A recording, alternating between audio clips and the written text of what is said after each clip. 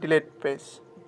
তো যেহেতু আমরা পেজটা ডিলিট করি, হাসি তোলার ঘর পেজ অ্যান্ড ইনফরমেশন ডিলিট করবেন আপনার আইডি থেকে। তো হ্যালো বন্ধুরা, আজকে আমি আপনাদের এই ভিডিওতে দেখাবো, যদি আপনারা কোনো সময় কোনো একটা পেজ বানিয়ে থাকেন ভুলবশত, তো সেই পেজটা আপনারা যদি ডিলিট নয় বা ডিঅ্যাক্টিভেট নয় বা আনপাবলিক করে রাখতে চান, তো কীভাবে করবেন।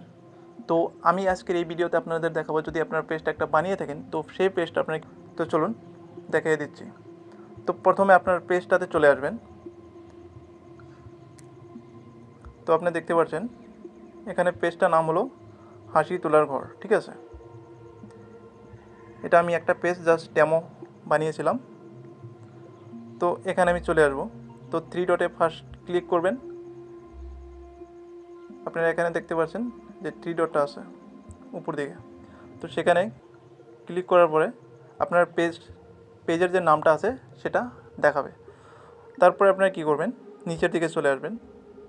নিচের দিকে আসার পরে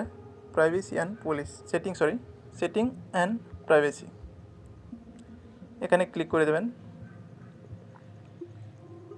ক্লিক করে দেওয়ার পরে আপনাদের সামনে সেটিং বলে আরও একটা অপশন চলে আসবে। তো সেটিংয়ে আবার ক্লিক করে দেবেন। সেটিংয়ে ক্লিক করে দেওয়ার পরে আপনাদের সামনে আরও নতুন কিছু অপশন চলে আসবে। তো আপনারা নিচের দিকে চলে যাবেন। নিচের দিকে যাওয়ার পরে আপনারা দেখবেন এখানে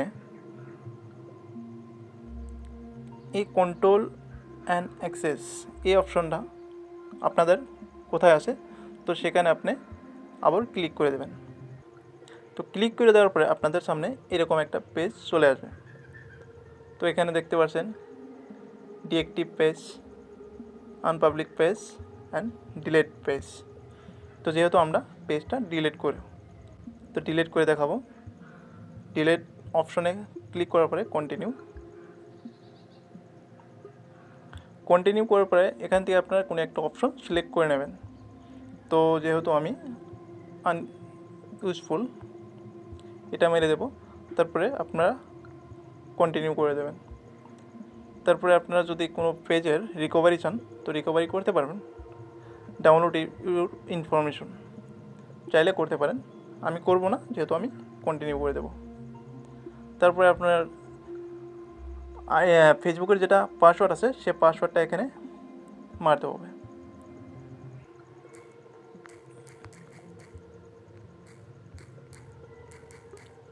তো আপনারা পাসওয়ার্ডটা মারবেন। তো মারার পরে কন্টিনিউ। এখানে দেখেন ডিলিট হাসি তোলার ঘর page and information delete page. তো ডিলিট পেজে আমি ক্লিক করে দেব।